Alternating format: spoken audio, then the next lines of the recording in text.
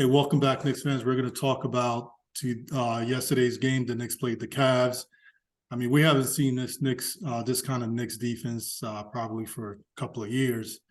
And so, I wonder what changed, the last few, from one game to the next. These guys are basically Jekyll and Hyde. One day they want to play defense.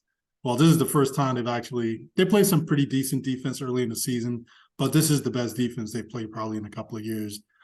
Dre, I'm here with Dre, and do you want to talk about the game and what you saw and what do you think is the difference? What happened? Well, Thibs obviously made some adjustments in this rotation. Putting in Deuce McBride is going to make a difference. I mean, this guy, he plays hungry. He made it difficult for a lot of their guards to be able to shoot. Yeah. Garland didn't have a great game. Spider didn't have a great game. None of them had great games. And the Cavaliers system is predicated off of their offensive players. Their guards, and so that was a big factor. So that was an adjustment. I don't know if it's going to be sustainable, but we'll see. And I wonder if we played them again and we used that same lineup, would it work? I think the Cavs had an off shooting night, to be honest. Kevin Love, he didn't shoot well. He torched us the last game. I think he put up 30-something points on us the last game. Yep, he did. Yeah, he killed. Yeah, old man Kevin Love. And so with that being said, it's like, well, those are factors. I think Thibs was, filling that seat. That seat was getting warm. And I think the Knicks kind of just answered that call. They played, they played pretty decent for the most part. I mean, there were still some things that made me cringe, but for the most part. So I don't feel like we've turned the corner. Let's just put it that way. I don't feel we've turned the corner yet. No, I definitely agree with you. I don't think so either. I agree with you. It's really, he just made adjustments to a couple of players. Obviously, Derrick Rose didn't play, Cam didn't play, and he just inserted Grimes. McBride. And so he had to go with some defense. And Grimes played 40 minutes. It was like, I think that's the most minutes Grimes has ever played in his career. And so, it's really interesting watching his team. And honestly, this is the way they're going to have to play if they want to even be above 500, to tell you the truth. I think with this team, they think they're good on the offensive end. They think, some of these players, they're not as good as they think they are. And so, but I'm hoping they realize, and this is what a lot of fans have been saying, they got to play some defense. They're just not good enough. It's like they're not good enough to beat anyone, especially with, we just don't have any, A1 talent on this team. There's no number ones on this team, so they got to play defense. And so that's pretty much what they ended up doing. We saw a better effort from Julius, much better effort from RJ. Julius was a little better on the defensive end. There were still some things that were he on some, rotations, he was still a little lazy on some of the rotations. But if they want to win ball games, that's the way they have to play. They have to be basically the best defense in the league because they're just not that good. So so it's going to be interesting to see what happens. I just want to look through the stats real quick, just kind of go through some of the stats. Okay. In terms on the offensive end, Jalen Brunson, obviously, he led the team on the offensive end with 23 points, but only shot about 44%. So it's been tough because he's really had to kind of carry the team, especially when we need buckets the most. He's had to show up and basically hit a bucket. He shot 50% from three this game, which was good. But overall, it's like we won this game because we played good defense. We played very good defense, and we made sure we hustled and we rebounded. It was basically basically the opposite performance that we had from the night before. The night before, we didn't hustle and we didn't play good defense. and we basically got embarrassed. This game, we played very good defense, and we also make sure we got rebounds and closed out the possessions, and we did pretty well. Are there any players that you kind of wanted to highlight that you felt like that's either that played really well that or that been doing really well lately? The only person I would even give any kudos to is just who's just been consistent is Jalen Brunson. Mm-hmm.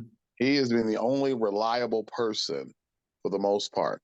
Now, again, nobody's going to be on every single game. It's just not Mm-hmm. going to happen. He still doesn't have that clutch gene yet. I don't know if he'll ever get it, but so far, so good, Mm-hmm. just from a point guard standpoint. Um, he would be the only person. I thought Emmanuel quickly played well. I thought he was active on the defensive side. I thought he was active on the offensive side. I thought his shots looked, he took better shots. Um, if I had to give a game ball to, it'd be probably those two players. RJ, I felt was still inefficient Mm-hmm. from the 3-point land as well from a field goal land. This guy he shot what 13 shots and made 5. Correct. Yeah. You know, Yeah. and Julius, he wasn't too far from him. 19 shots, made 7. Yeah. So, you know, um, it, yeah, I think we just have to. I don't feel like, from a defensive perspective, we look much better, Mm-hmm. but we dropped down offensively. Our 3-point shooting was awful. Obi went 0 for 3. Yeah. Miles McBride 0 for 4.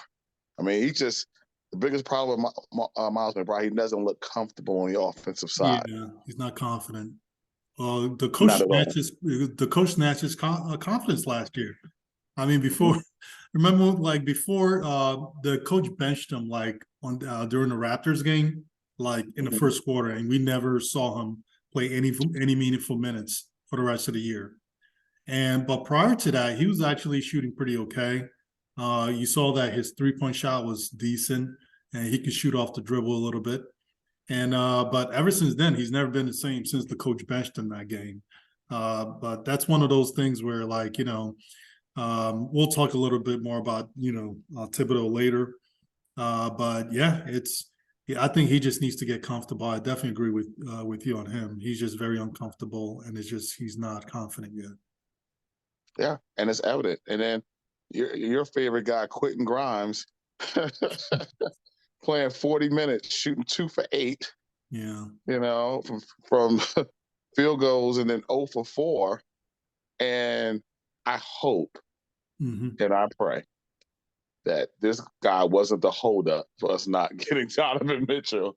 Because Yeah. if I find that out, if I get that confirmed by sources, Mm-hmm. I may just lose my damn mind.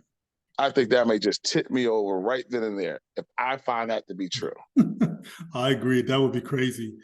It's look, I mean, the kid is great on defense. I love the way he's playing defense. Even honestly, I like the way he's been putting the ball on the floor. He's been going strong to the basket, but he doesn't do it enough, right? And then the other thing too is he's been a couple of times a game. He's been basically making some pretty good passes in the paint, finding some people for some layups, which is really good as well. But like you said, 2 for 8, 25%. He's supposed to be our two guard. He's supposed to be our shooter. And he scored 4 points and shot 25% from the field, 0 of 3 from 3. And so at some point in the future, he's going to have to perform, right? For the Knicks to win, continue winning ball games, he's going to have to give them a little more. And, that's why, Cam, the previous game, he played horrendous. Cam played horrendous. So I can see why they didn't play Cam this game. Um, but I think the reason why Cam also played terrible the previous game and then played it, and they made kind of pulled him was because he was in the starting lineup, and every time he's been in the starting lineup, he's been pretty solid, and he's been given when he's in the starting lineup. I think Cam is giving you something like 12 points a game, maybe. Um, it's like he just gives you more He does. than Grimes does on the He offensive does. end. Absolutely. You Yeah. you hit that on the nail. Once Cam felt once he realized that he was going to be in that starting lineup, he got comfortable, and he was very consistent, especially when it came to offense. And that just shows you, like, hey, some of these players need to know, like, hey, I'm not going to get pulled out as soon as I make a mistake. I'm not on a short leash. Yeah. You know, we got too many players on short leashes, and when we have a lot of starters who are not on short leashes, who should be. Yeah. And Yeah. I agree so, with you. I think he suffers, and it's unfortunate. You're right. We got too many other players that are on short leashes, but then you got RJ and Julius. They get like, they get so much rope they can't even hang themselves if they tried. Um, exactly. and so and that's really the issue, right? So like people don't want to admit it, but the issue is RJ shooting 40% from the field this year. And Julius, although he's shooting 46% from the field, but Julius has given up over 50% on the other side, Right. And a lot of times if you look at the people he defends, so sometimes people are looking at it, okay, what power forward is Julius playing against? But that's not necessarily the case. A lot of times these players are switching off to other players. And it's like, so when he switches off, what is he doing, right? How is he playing when, like, if there's a switch off that happens and he needs to guard either a small forward, whoever it is, and he just doesn't perform. And so RJ and Julius defensively, that's really their big problem. And they played defense yesterday, right? Julius was solid, was okay on defense, but still a little inconsistent. RJ played much better. For this team to have a shot, these two players just need to continue playing defense. If they don't, we're just not going to win because they're just not good enough on the other side to make up for their defensive shortfall. Just wanted to look at a couple of, let me see if I can pull this up. So this is basically from, like some important stats, some stats I feel that's important from the Cavs game. And so there's some things I just want to focus on. Basically, field goal percentage obviously is important. Rebounding is very important in my opinion. And if this is defensive field goal, and then I'm starting to include the 3-point field goal for the opposing team. This isn't really accurate. I don't know how NBA. This is directly from NBA.com. They do partial possessions. I just don't even really understand how they tabulate their defensive stats sometimes, because I think the Cavs are like 8 of 36 or something, but they have here 7 of 36. So I'm just not even sure what that's about. So I think the Cavs shot maybe 23%, 22, 23. But this is important because, number one, the reason why this is really important is because of the style of defense that we play. Okay. The scheme and the players we have, the combination of both is really killing us from the 3-point line. Teams are just killing us from the 3-point line. And we're going to kind of talk a little bit about that, the scheme versus the players, to see what the issue is. But that's why I'm including this here. And then I have here net field goal percentage. I have net field goals made, and then basically the net point differential. And so these here is basically you're trying to see who won their matchups this game, right? And so the more guys you can get that are winning their matchups, the better off you're going to be. And the more, the more likely you are to win your ball games, especially from your big three. If your big three basically are winning their matchups and they're more efficient than a matchup, and then they're basically scoring more than your matchup, who the people they matched up against, the Knicks are going to win. The Knicks are going to more likely win the ball game. But if they're inefficient and they're not winning against their matchups, then, the chances are the Knicks are going to lose. And so our problem consistently has been that Jalen Brunson has been basically slightly winning his matchups, but RJ and Julius have not been winning their matchups. They've been less efficient, and even a lot of times, their opponent, in a lot of cases, the people they've guarded combined have scored more than they have, on top of those the opponents being a lot more efficient than they are. And so that's pretty much the reason why we've been losing. But you kind of look at this one here. RJ was 15% more efficient. I mean, RJ shot terrible, but according to NBA.com, he held the opponent to 23% shooting, 15-point percent differential, and scored 7 points more than the people he guarded and made 2 more field goals.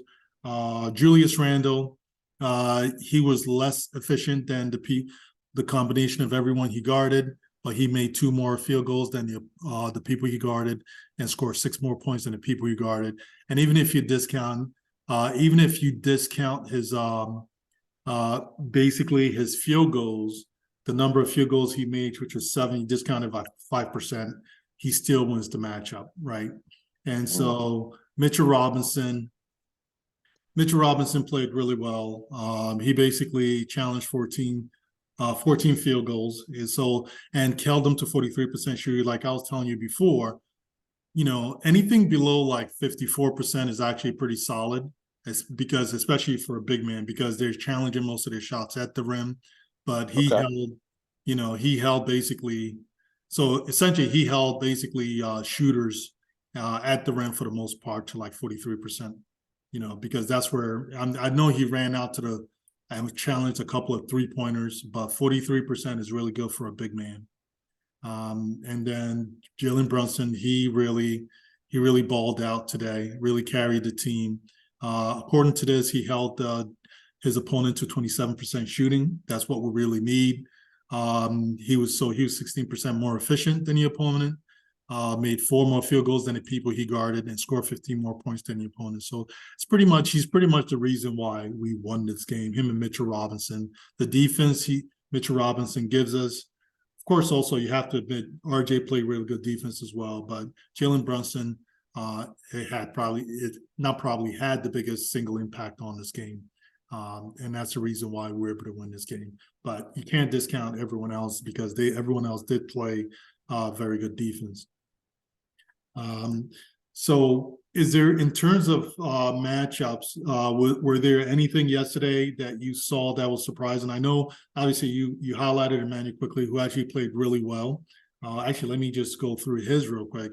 Yeah, because I totally agree with you. Emmanuel quickly has actually been playing very good basketball, I want to say, over the last week and a half or so. I mean, he's had a couple of bad games here and there, but for the most part, he's actually improved quite a bit. And so this game, he was 6 of 8, 75% shooting, held the opponent to 16.7% from the field. So he was 58% more efficient than the opponent, made 4 more field goals, scored 7 more points. So Emmanuel quickly played a really good game. He also had 5 rebounds. If I was to calculate the PIE, especially with and factor in these defensive stats here, he probably will be second next to, in terms of the highest impact score. It'll probably be second next to Jalen Brunson from the looks of his stats. So you're definitely right about him deserving the game ball. He played really well this game. Let me ask you this question. Sure. Do you think that, because I wonder what to do about quickly and in general, and I wonder what would the backcourt look like if Quickly was at the starting 2 guard?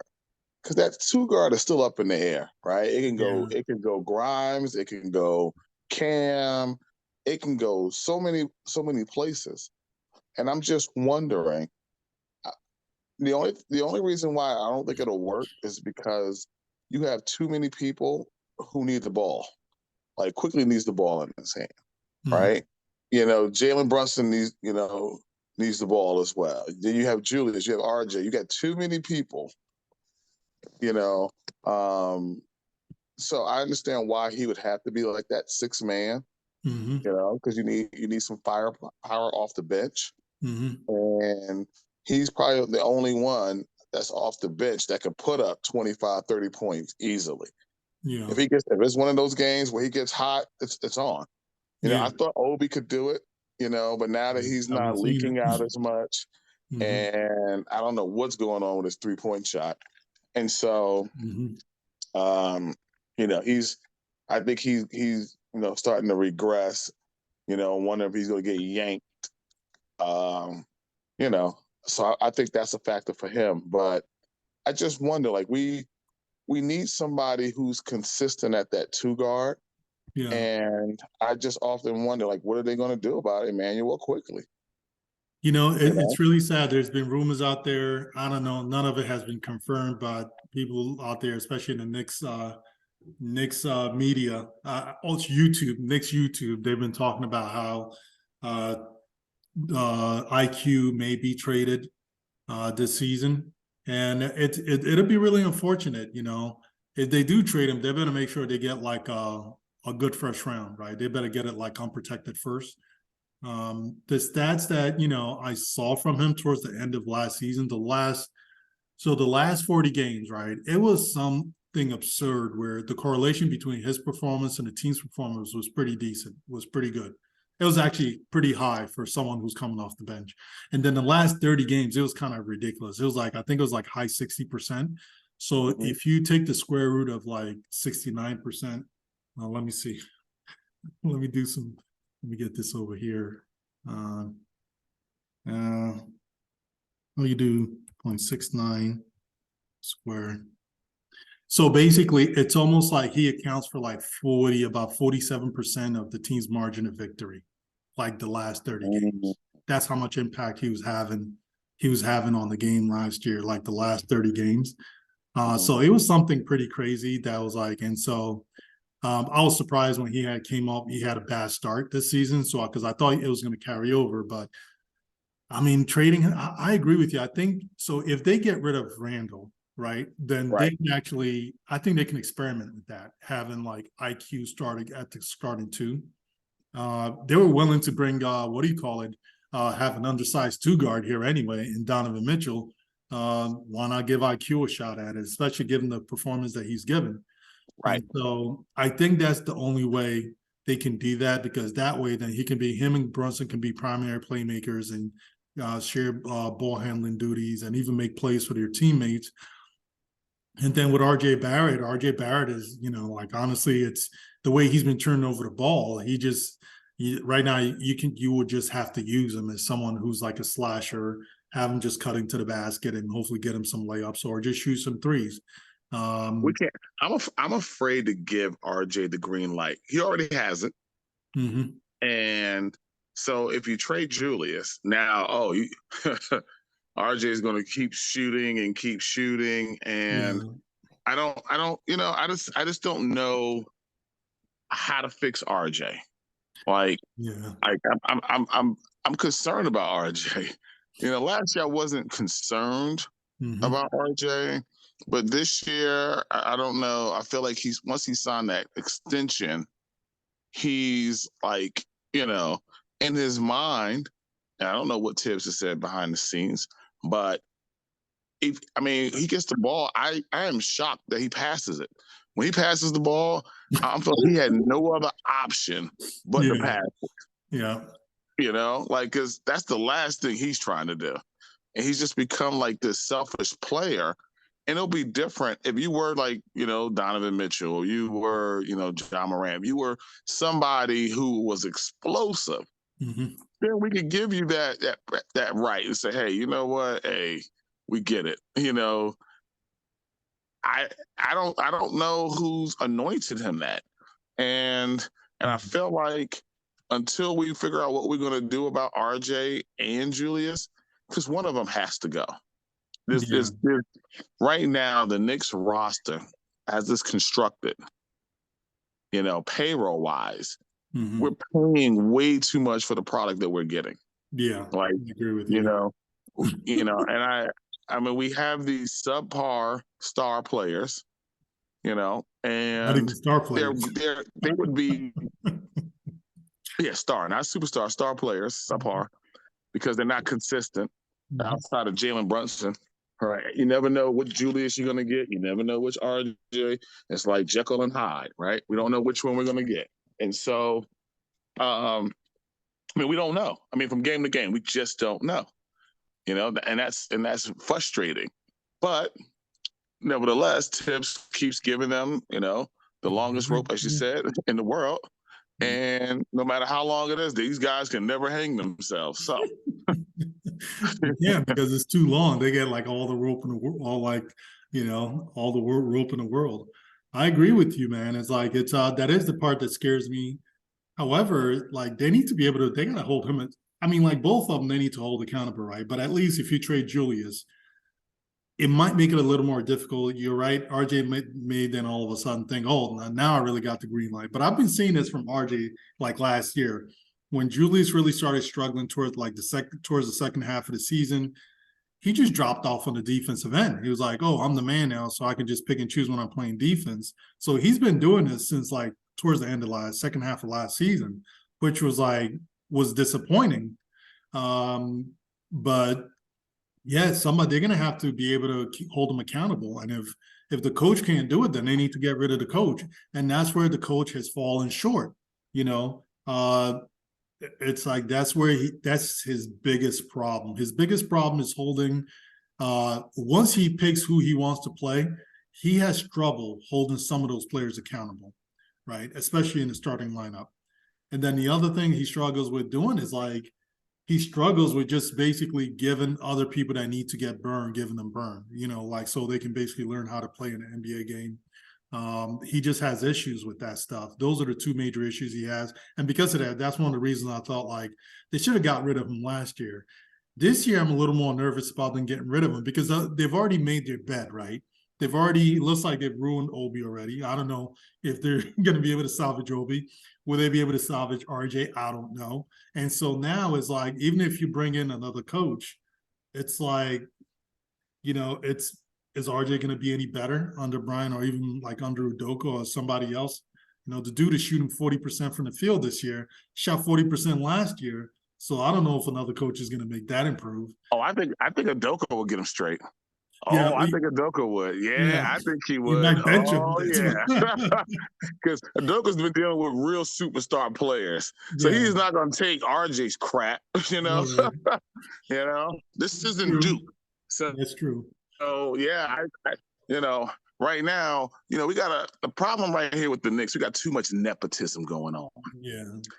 Everybody's connected. Everybody's related, You got Jalen Brunson. You got his dad as a coach. You got his, his agent is the son of the president. It's just too much going on here, man.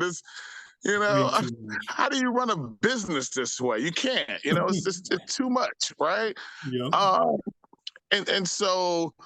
And I really do not think that Leon Rose will fire Thibs. I don't think it's going to happen. So what's going to happen is that I think James Jones is going to fire all of them. That's what's going to happen. Bingo. He's going to clean house. Okay. Yeah. They're all going to wake up with a pink slip at the door, sign Merry Christmas, Dolan. Okay. And so that's what's going to happen because there's no way in the world. I don't think Leon Rose, his loyalty to Thibs, it's not going to happen. So I don't foresee any, and you're not going to fire your coach, GM, and your president all mid-season. That's not going to happen. Yeah. So we just got to see what happens, off season. Yeah, that's why I think, honestly, in my opinion, what they should consider doing is like slowly peel some of it back a little bit. The one thing I will do, obviously, you have Fournier, you got to trade him because he can't just languish on the bench. And then you have Julius. I think those are the two they need to try to just move right away. And then given the way things are going, talk to Derrick Rose to see if he wants to go to a championship contender. Just move him to like a team that's playing good basketball that's going to compete for the chip. That's what I would do for Derrick Rose. But the first two, I mean, you got to try. And also same thing for Fournier. You want to trade him to a contender. But for Julius, just take him to send him wherever they can take him, It's like, and honestly, you know how I feel about, we got him as a free agent. I don't care about his value and getting protected picks or first-round picks. I really don't care. People like talk about this stuff. I think people really confuse this stuff. You're just spending money. So if you trade him, you're just swapping cash, right? So you spend cash to get him. And if you send him somewhere else, you're going to get another player for cash. It's just like, so the whole value thing, people I think are a little absurd with it. I think they misunderstand the value of NBA talent and like what it really means. And I wonder if the organization if they're the same way. I just think people are thinking about it the wrong way. If you drafted Julius, then, like, you don't want to let him go for nothing, right? Or if you traded for him and you gave up some, like, let's say, a really good player or a first round pick or something like that, then it's a problem. But if you just pick him up at free agency, send him to whoever wants to take him. Honestly, you got so many protected picks. If it's going to cost you one protected pick, send a damn protected pick. But I do think, him and Fournier, just move both of those, because then you want to see, like, okay, what do you have in Opie, right? It's like, is he a bench player? Is he look like he's going to be a starter? You got to at least figure that out. And then the same thing with Cam. I mean, like, the things that they're doing, this is why I think they're all going to, like, they all may get fired, like the front office may get let go. Because, like, you can't just make all these moves they make have expirations on them. You can't have all these players that you drafted and signed, you don't play them, so you don't know what their value is because you have this coach that refused to play them. And now, what you're going to basically, you have a bunch of these first round picks that you're just basically going to give away to someone else? It's like, that is terrible business. It's like, so it kind of, it makes me crazy. People don't even, like, they don't think about that. But then they're thinking about, like, oh, we need to get value for Julius, who they picked up in free agency. And it's like, that is so, butt backwards. I don't want to curse because I don't want to get like one of those strikes. Right. Yeah. Family friendly show. Yeah. Yeah. So, but I understand what you're saying. But I'm one of those people, I do want value for him because, and let me tell you why. So let me give you my reason why. He's still a guy that can put up 20 points a game and 9 to 10 rebounds. So a 20, and I want him on the first ship out of here. Okay. I do. Trust me. It would make me to not have to see his face on this team again. I would be ecstatic, right? Yeah. But I don't want to have to give up a pick. Like, I'm glad when he plays well, I am happy because I'm like, oh yeah, it's trade value. Here we go. We can get, truly compensated because again, 20 people who score 20 points, who can create their own shot, who can, his efficiency is a lot better. Sorry, go ahead. Yeah. He's not, he's a guy that can, he can rebound on an average level. He's an average rebounder. Yeah. And so at the end of the day, they don't grow on trees.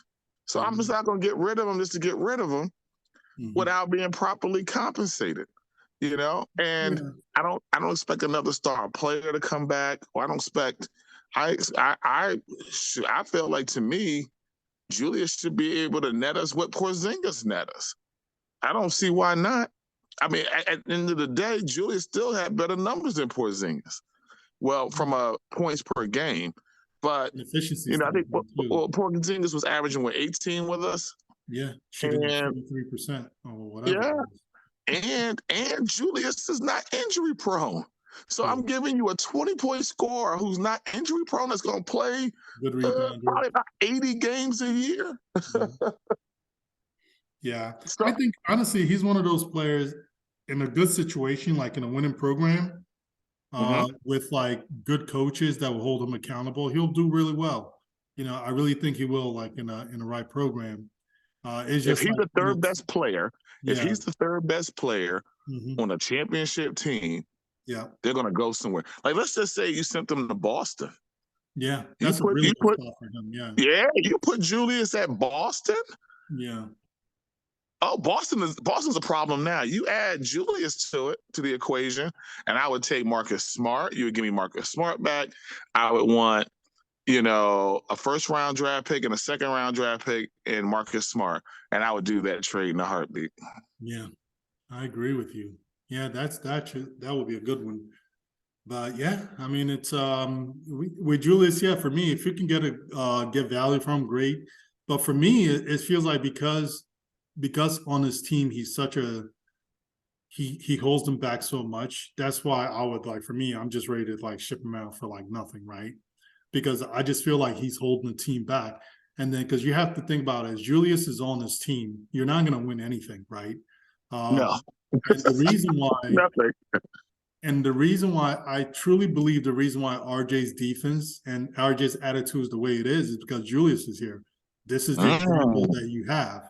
And so the Okay. more you have this kind of player on here, you got a bunch of these young guys around. That's what you're going to have. This is what they're looking up to. They think this is how you do. And you just don't want that kind of player around young kids because like I'm just shocked like the way RJ has been like, especially towards the end of last year with the defense and this year with the defense. I mean, like a couple of years ago, yeah, he will fall asleep, but at least he tried, you know. He wasn't picking and choosing when he would play. Yeah, he would get beat back door, but he would put in better effort his first year and also the second year. But second half of last season and this season, I don't know what that is. He think he's like, I don't know. He think he's the man and he doesn't have to play defense. That's what that is. So Yeah, he's not a two-way player by no means. Yeah. And what puts the front office on the hot seat is that all these extensions that they have given and they still have a mediocre product out there. So if our payroll is like, hey, you know, we're in that bottom 5, percentile, tier, and we're playing to where we're playing, okay, you can kind of deal with that, right? You can be like, all right, you know what? We got some money. But right now, we're getting close to being tapped out. Yeah. And we have a truly unfinished product. Yeah. And so we are tapped out. Yeah, and that's not Thibs. That's not the player. That's the front office. Yeah. That's the William West, right? That's that's the Leon Rose who's been sleeping on the job since day one. And so those are the key factors. And I personally, would love to see. I would want to give them one more year. I would like to give the front office one more year. Fire Thibs, and then give them one more year, just because we have so much draft capital, and I'm curious to see what they're going to do with it. I'm curious. Yeah, I think that's the one. I agree with the one thing that saves the front office. Number one is the Jalen Brunson signing, and then also all the draft capitals that they have. So they may be able to talk, kind of like come up with like a contingency plan to kind of pitch to Dolan.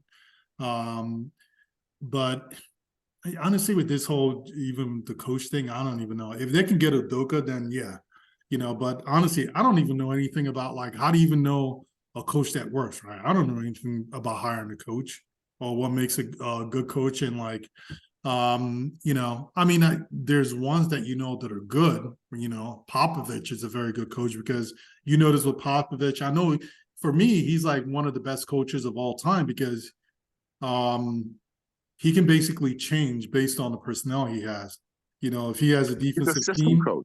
He's a system coach. It doesn't matter the players. He runs a system. Yeah, but he switches up the system based on who he has sometimes, though, because he was like a defense. They were mostly defensive squad because they didn't have a high-powered offense back in the early 2000s, especially like around when Duncan was young. But then as Duncan got older, they weren't that great on the defensive end, and then he kind of switched up the way that the style of the play. There was a lot more ball movement to kind of like increase the offensive output. But prior to that, it was like they had. When Duncan was younger, when it was Duncan, David Robinson, and like a bunch of other like big forwards that could get you buckets, they were basically. I remember that '99 finals the Knicks played in. I mean, you down 10 to that squad, like you're done. Because number one is like they got people that can just continue getting buckets, and they're gonna get it at even in the playoff. They're gonna get it 44, 45, like 45, 46% clip. It's gonna be twos. And then on the other side, they're going to play defense. And so 10 points is like almost impossible to make up against a team like that, especially even in the fourth quarter of a game. But a lot of that is due to positioning. One thing in a Popovich offense and defense, your role, your place, your job. It's clearly defined. And I feel like here, the roles are not clearly defined. Outside of Julius and RJ get the free reign of chucking the ball up. Yeah, that's about it.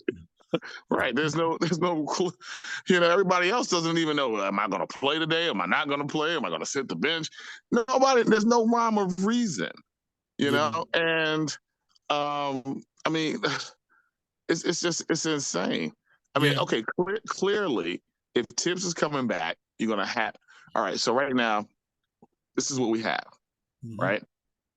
You're going to have to get rid of Fournier, right? Because he's just rotting on the bench, making 16, 17 million a year. Okay, rotting on the bench, right? hmm You have Cam. Obviously, you're not going to re-sign Cam.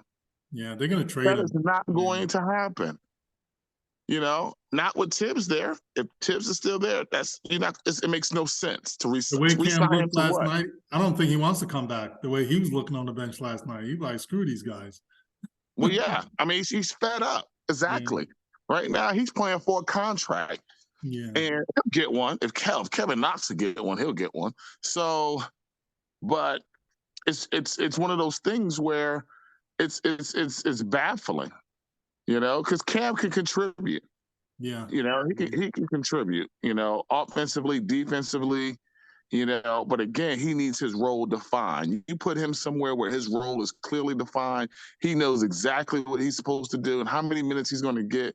You're going to see a different product. I You agree. know, Yeah. and that's the biggest problem with the Six. We have no identity. hmm People don't know their roles. The coach, it seems like most days he's in over his head, and the front office is definitely in over their head. Yeah, And so, we continue being the circus of the NBA. I agree. That's it, Yeah. you know? And the reason why that is like I agree with you because it's like there's no identity because like we got two of our basically three big three, RJ and Julius. They're basically the leaders on this team for the most part, right? Although although Jalen has been stepping up a little bit, but two out of you three are very inconsistent ball players. They're a drag on the team when they're out on the floor for the most part this season. Not yesterday, but all of the season, they've been a drag on the team because they harm you when they're on the floor. That's pretty much what you get with like Julius and RJ. So because they're not very good, right? Hopefully they can be better, but they haven't played very good. Then the other thing is the front office, like you were saying, it's basically you have Thibodeau. He just wants to play veterans. He wants to go for it. He wants to win right now. If it was up to him, he'll have the front office basically bring him some veterans so he can help him compete. He doesn't care if they're all 33, 34 years old. He'll still run them into the ground. But the front office is like, okay, and I've heard other people talk about it in other channels, which is true. Is like Thibodeau wants to win now, and the front office is trying to balance both between trying to build a young team and then trying to win now. It's just not going to work. And so that's why everyone else like doesn't have a clearly defined role because Thibodeau doesn't want to play them, but the front office is like, kind of is trying to give them these young players and hopefully trying to build that way. So it's partly the front office's fault, definitely. Actually, it's all their fault because they need to just pick a direction. And if Thibs doesn't want to go in the direction they want to go in, then you find a different coach. The other thing, I think I say it every few videos, but people underestimate, in my opinion, that strategic team and the analytics team, they're all like in one. I think it's all strategy and analytics all combined into one department. To me, I don't know enough about what they do, but the stuff I've seen so far that I'm aware of, I don't know everything they do, but the stuff I'm aware of that they've done, it just sucks. They suck at it. You think about, like I said before, I think I said in the last video, you think about all the moves they made during draft night, didn't make a pick, did all this move back and forth, right? And then want to make us all believe these are all very brilliant moves so then they can land Mitchell, Donovan Mitchell, right? In the end. And it's like all these complicated moves, didn't pick a player, right? They could have picked Jalen Duren, and then they could have picked that Williams kid for OKC. But I don't know how Williams is really doing. How OKC is like a sub 500 team, I think, right? So I don't even know if that's the answer for the Knicks. But for me, like I felt like Jalen Duren, if Jalen Duren was there, Johnny Davis or one of those other players were there, you had to take one of those players. Jalen Duren was there. They didn't take him. To me, I thought that was like ridiculous. They didn't take Jalen Duren. But they do all these slick moves, even give away a first-round pick to get rid of Kemba Walker. And you want to make us all believe for Donovan Mitchell. And that you don't even consider the probability that you will not get Donovan Mitchell. And so if you don't get Donovan Mitchell, then people should be asking, what the hell were you doing in draft night then? Why were you doing all those movements draft night? That's one. It's like they do all these stupid, cute moves, right? And it just materializes to nothing. Then they were doing all this nonsense about like doing only 2-year deals with the 3rd-year option, right? On like $30 million deals on 3-year, $30 million contracts. And that's how they lost Bullock. Like, how do you lose Bullock on a 3-year, $30 million deal because you didn't want to guarantee the 3rd year on the freaking $30 million deal? Like, that's just the dumbest thing. I mean, like, that just blew my mind. And it's like, what kind of 3D chess do you guys think you're playing that nobody's privy to, that you can't sign someone for an extra $10 million a year? Even on that last year, if you feel like you don't want to bring them back, you can always trade Bullock. Who the hell wouldn't want a $10 million a year 3-and-D player? Even on that 3rd year, that was just crazy. So that was number 2. And then number 3, the reason why they didn't bring that, one of the reasons they didn't bring back Bullock, because they thought Fournier was the answer. Fournier and Kemba Walker was the answer for us to get to the 2nd round. You know, so it's just like, and then like I honestly in the beginning when they made the moves, I didn't even look at their stats. I didn't evaluate the players. I was like, oh, it looks like, they must know what they're doing. I think it's going to work. I was one of those players that thought they were going to do 50 last year. When they started, like, I think it was like in December, defense looked so terrible. I looked into it. I'm like, oh my God, what the hell would it? I quickly did a video about how the Knicks analytics department was overrated and how they screwed up on that. I don't know what they were looking at Kemba Walker. And if you just do like a simple analysis of their stats versus the team stats and like the team rating, you can clearly see Kemba Walker and Fournier was a drag on the Celtics team. It's like, but I don't know how they didn't see it. So the analytics team, I think all the front office is really overrated. There's a lot of people that really ride hard for this front office, like they're that great, but they're really very overrated. Yeah, we haven't had competent front office in 20 years, but it doesn't mean like somebody like, somebody, it's almost like, I can't find a good example, but basically because you have somebody who's kind of like average to kind of subpar, right? And because they're not trash, it doesn't mean like all of a sudden they're good, because you're used to trash like the last 20 years. And so that's pretty much, the issue with that front office. The next topic I kind of wanted to go to was basically in terms of the defense on his team, scheme versus the players.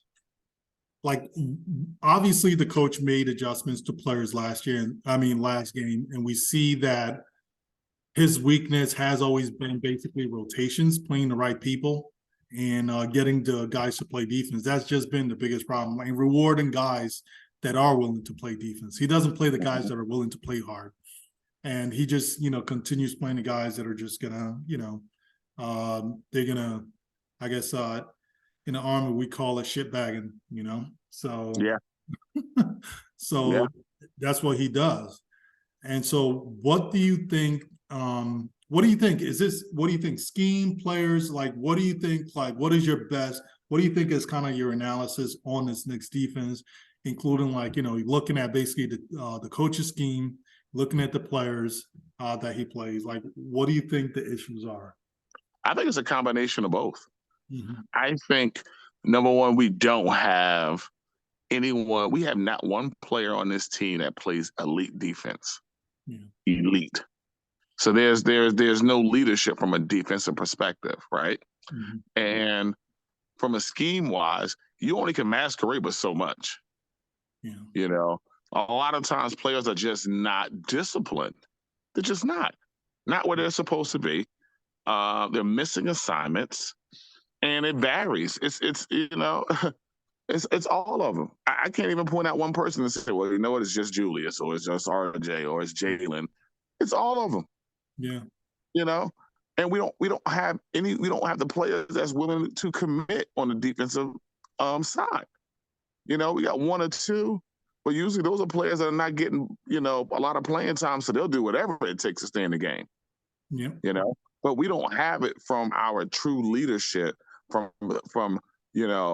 our starter players who are playing 30 plus minutes per game.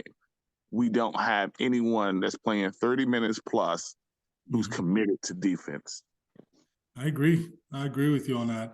And that's what I kind of see too. You know, the funny thing with the scheme is, I think, if you execute, I think most schemes is, sufficient, right? But you need to hold people accountable, right? You need to be able to teach the scheme to them, number one, and you need to be able to hold them accountable. And so maybe partially scheme is part of the issue also, because so what I did was, so the press conference after that bad loss, Coach Thibodeau had this press conference and they were talking to him about his scheme, whether if it works in modern basketball, right? In terms of 3-point defense. And this is where, so Thibs said, he said that was really interesting. And he's right about this.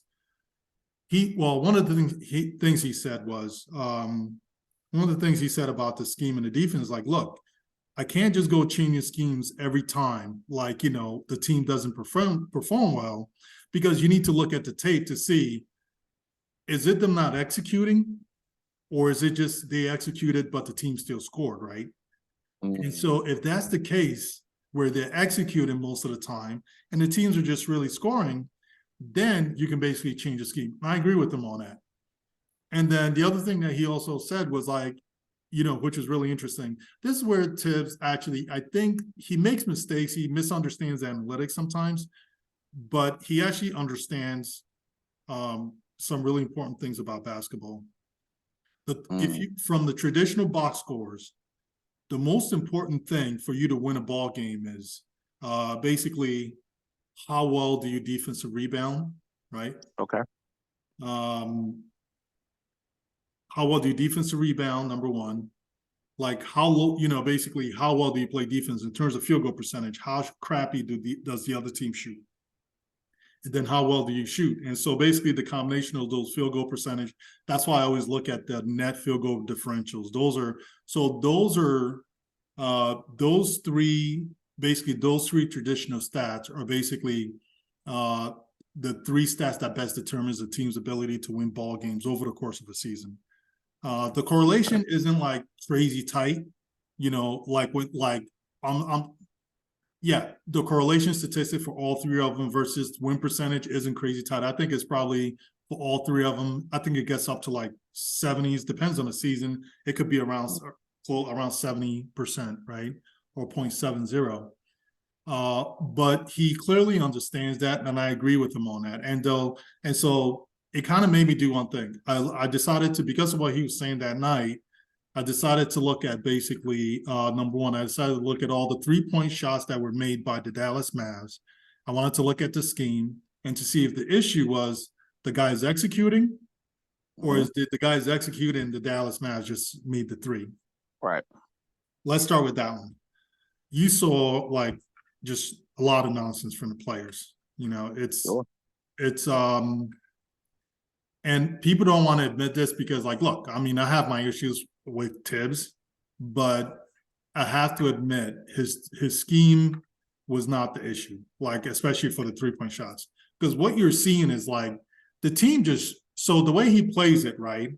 He plays that scheme because he just doesn't want people walking into the 3-point, walking into the paint. But the problem is their defenders, the perimeter defenders, are just so bad. Right. That it happens anyway sometimes.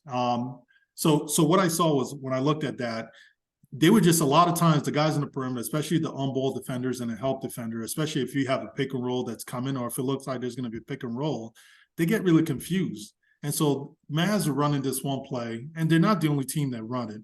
So it'll be a pick and roll, and then Kaliba looks like he's going to pick and pop. But then when he pops, he's really setting the pick for another guy who's coming across, which is Hardaway. They did that a few times, and Hardaway would kind of rub out off the pick, come across or whatever, gets the ball, shoots it free. And the Knicks just couldn't figure it out. What's name kid? Brunson just kept getting lost in that play. He couldn't figure out, he kept getting lost. I think there was somebody else who tried and kept getting lost. A lot of times with pick and rolls, or even like when switching needs to happen, they just get confused who needs to switch where. And so you can say maybe is the coach doing a good enough job to make sure everyone understands where they need to switch, right? So that's one part of it. Then the other thing too is like rotations is like they get confused. Sometimes you see basically like in one play, I was RJ and someone, right? They were trying to, one person I guess was supposed to rotate someplace and another person somewhere else. I don't know. I think Brunson got confused. So he looked like he was going to basically rotate out, like close out on a ball handler, but then he changed his mind, decided to close out and somebody else going to the corner. But where Brunson was going to go was going to impact RJ's decision. So Brunson is confused, and it confused RJ. And so RJ ended up being late closing out on a three-point shooter, and they hit the shot. So you get a lot of that confusion on the closeouts. And then where the scheme is a problem too, though, is like it's too easy sometimes for them to break down, especially if the ball handler is anywhere from the top of the key, right? So they're helping so much that anyone who's at the wing on the three-point line that's waiting for the ball, if they don't have the ball, so every time the ball handler basically starts to kind of look like they're going to drive, they don't even have to go anywhere near the foul line. We're helping so much that they just basically pass the ball to the person on the wing. And then because the help is just kind of cheating so much that like they don't even have to make a move. They just have to like drive hard one way and they'll just beat the defender to the basket. Yeah. But then where the Knicks struggle with that too is like sometimes you have so many guys sort of like at the paint and people rotating. Is also, I think there's some IQ issues there with this team. You have to be aware. There's a guy, so if you're defending a guy who's driving to the paint, right? They're driving hard, you're closing out, you have help. You have to understand that person is going to try to pass the ball, right?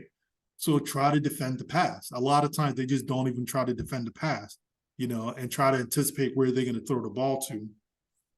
And so it's just like the scheme is tough from that standpoint because it's too easy sometimes to break it down, to break I think maybe 30% of the times that's what happened, where it was just too easy. Like the person at the top of the key just kind of like looks like they're going to drive. Then they kick the ball. They just swing it to somebody on the wing.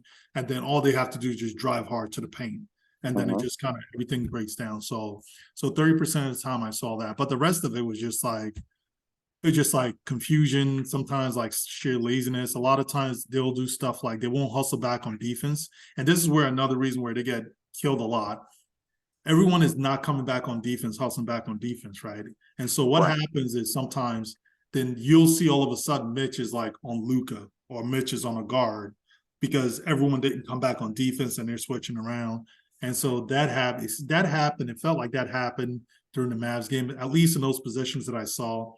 I want to say maybe 15% of the time that happens, that happened, but I'm sure it happened more than that. And so that's pretty much what I saw with the scheme watching it. So for me, I felt like the scheme is not that terrible. I think if they just executed, I think it'll be tolerable. I don't think it'll be great, but what scheme is perfect, right? Right, sure. So, but I think just the issue is just a combination, like, I don't think they buy into it. They just don't buy into it. And I think because the scheme asks for them to hustle and play hard, right? And they just don't, you got Randall and RJ, they're not trying to play hard. And everybody, like the other thing too about one is squash with RJ, everybody's talking about how like, oh, he looks bad on defense because he's playing the top players in the league. No, it's not because of that. If he tries, then I can understand. But you can look at the tape, he's not trying. He's confused sometimes and like he misses assignments. So it's not that. But so that's what I saw with the scheme. The other thing was, so it made me decide to look at like, what Thibs was saying in terms of like the field goal percentage. Somebody asked him a question about the field goal percentage, right? Okay. And how basically how important, no, I think they asked him how important 3-point shooting is. And I think the point he was trying to make is our defense on the 3-point shot is just really important. The guys need to execute that, and that he's not too worried about the field goal percentage because he felt like our field goal percentage is pretty good. And if you look, actually, for the most part, we've been out shooting teams overall field goals, but the issue is our 3-point defense is just trash. So if you look on the screen, can you still see the screen? I see half of it. What do you, half of the screen? Yeah, I see where it says net field goal made and then net field goal percentage. And then it ends. Yeah, and then it says net 3-point percentage. Okay. Well, let me see.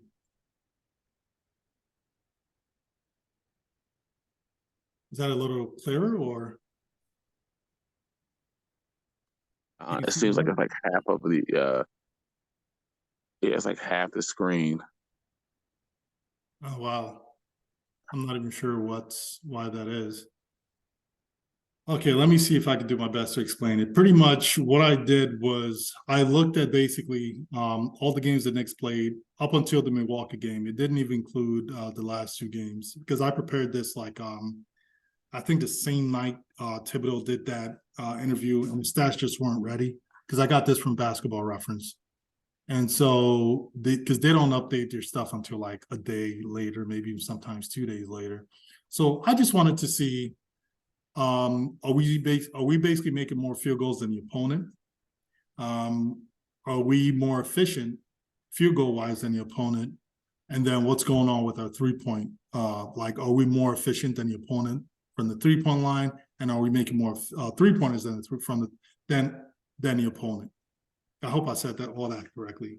So starting with the field goals made, out of the 22 games that we played, which was the last one was the Milwaukee game, out of 22 games, the Knicks basically made more field goals, 14 times this season. The Knicks made more field goals than their opponent, right?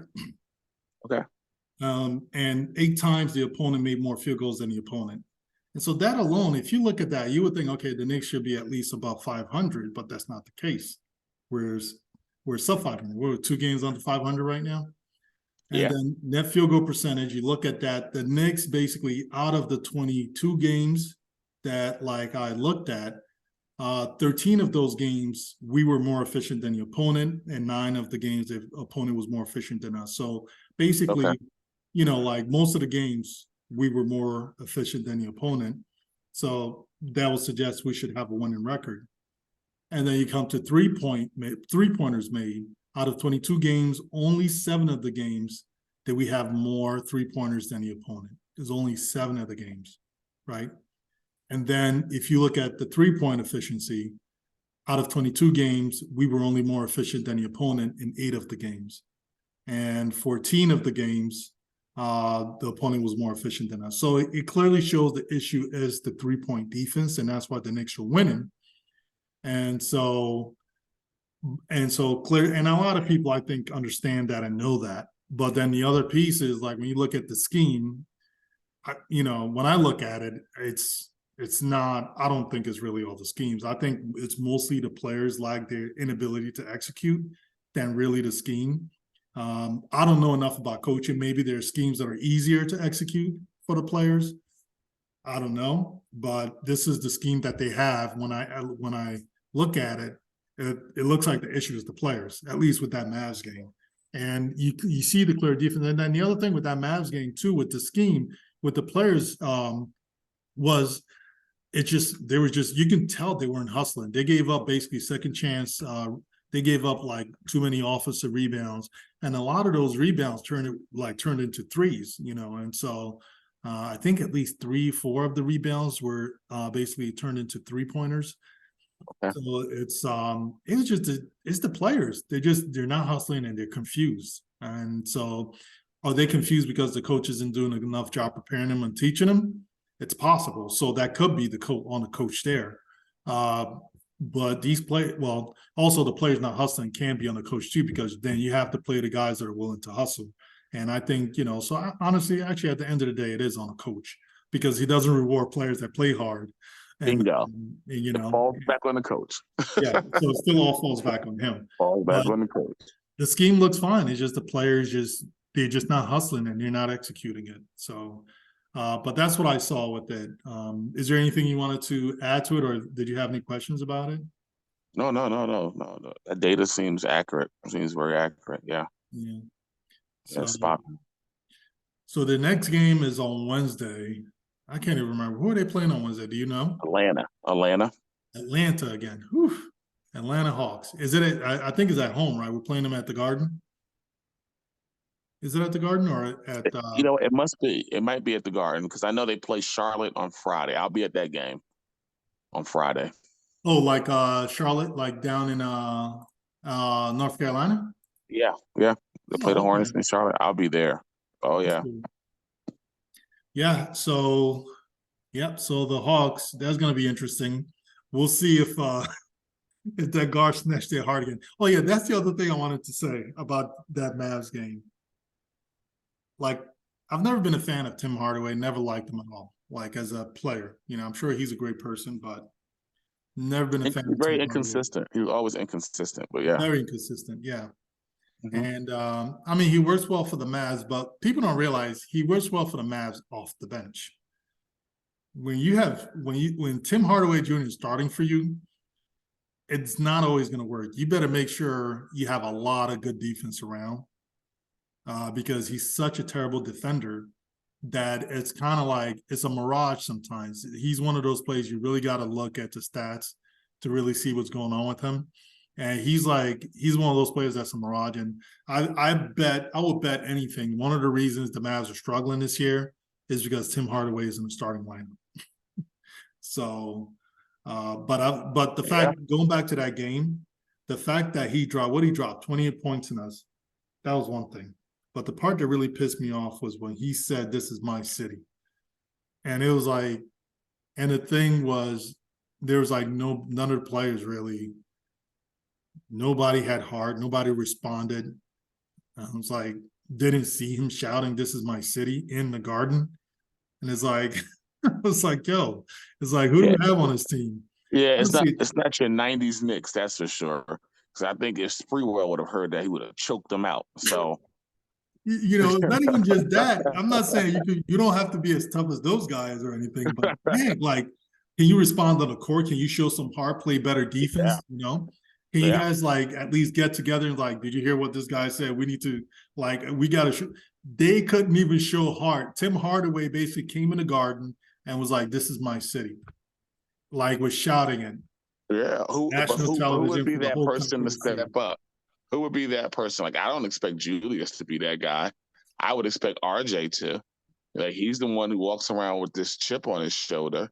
Yeah, and he ain't saying nothing.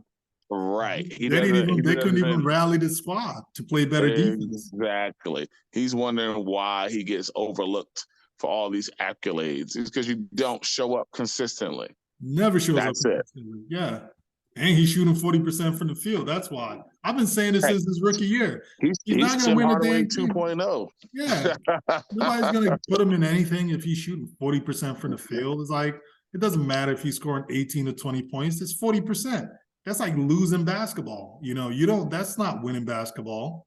Now, if he averages 20 points per game on 40% shooting and he consistently holds his man down to like below 40%, and he's holding them down 38%, then come talk to me, Yeah, agreed. But until that point, like he's not deserving of anything. I agree with you on that.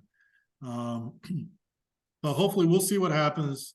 We'll see if they can bring this. I agree with you. I don't think they've turned a corner.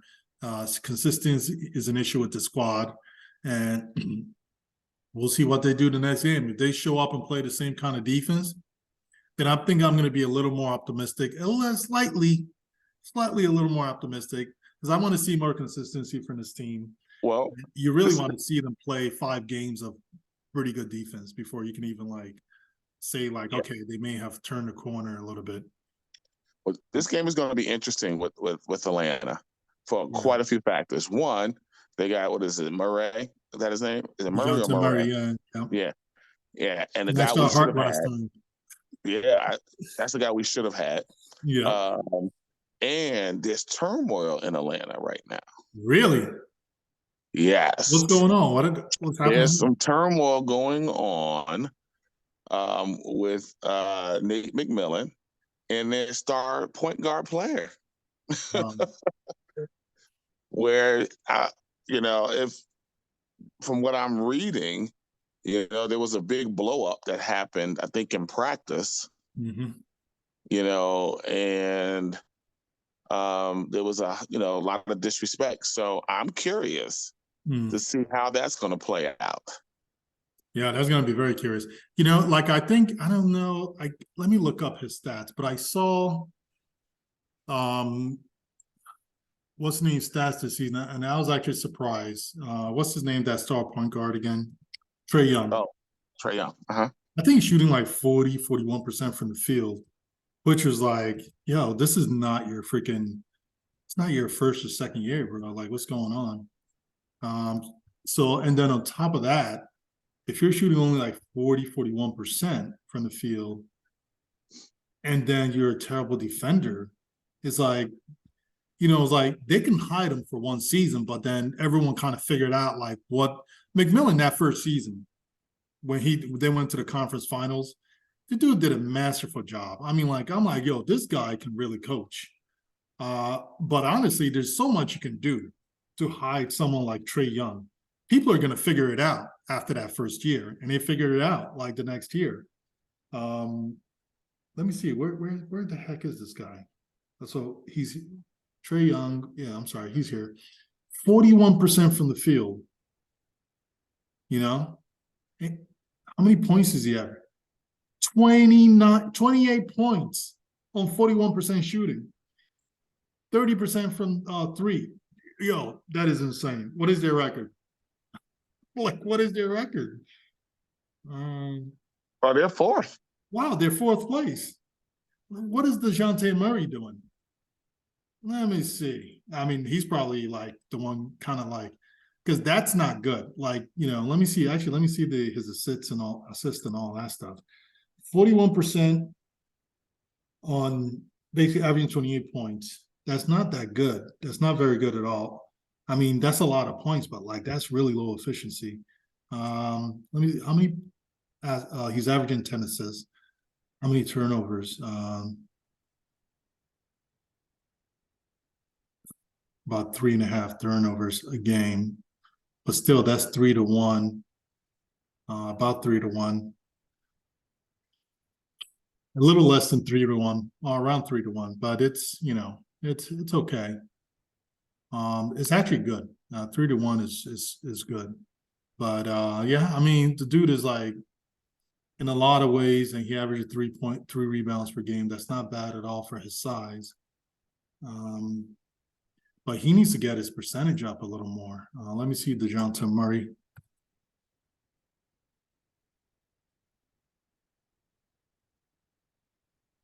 Yeah, I agree with you, man. It's like when he went to the Hawks, I was like, what? DeJounte, 45% from the field, 21 points a game. So, yeah, I mean, and almost 7 assists a game. How many turnovers? About 3 turnovers a game. So he's a little over 2-1, maybe 2.5-1. But it's working. Yeah, it's working. Yeah, I mean, he's good. He's really good. But the effective field goal is kind of low, which is interesting. How many does he get to the free throw line? How often? Only 3 times per game. Damn, that's not as much as I thought. Well, he would get to the free throw line a little more than that. That's probably one of the reasons why his efficiency, I can't even remember how to calculate this effective field goal percentage. Just for 3-point shooting. So yeah. But 50%, because I think the league average is like 52.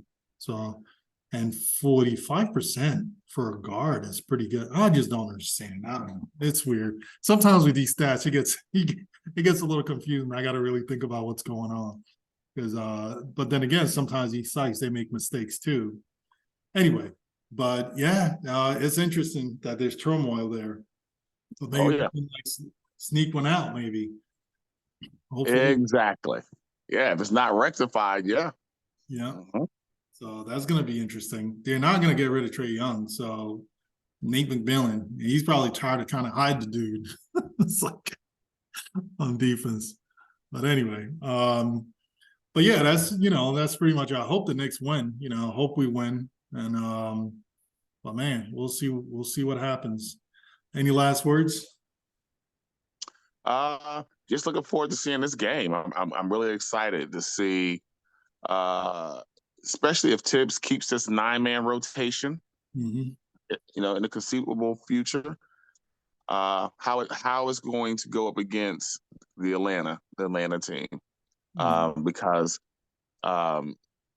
giving Deuce McBride 15 minutes, no Cam. Is he going to incorporate Derrick Rose? He didn't play Derrick Rose because it was a back-to-back, but is he going to incorporate Derrick Rose? So it's going to be interesting. I'm really looking forward to seeing this game on Wednesday. Yeah, and Knicks get 2 days off. They're off today. They're off tomorrow, and so they should be refreshed. And Thibs should have plenty of time to look at the film.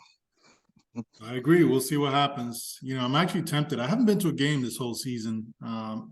I'm actually tempted. Like, I don't know. I got to see what my schedule looks like. If I find some tickets online, I may have to. Yeah, have to go.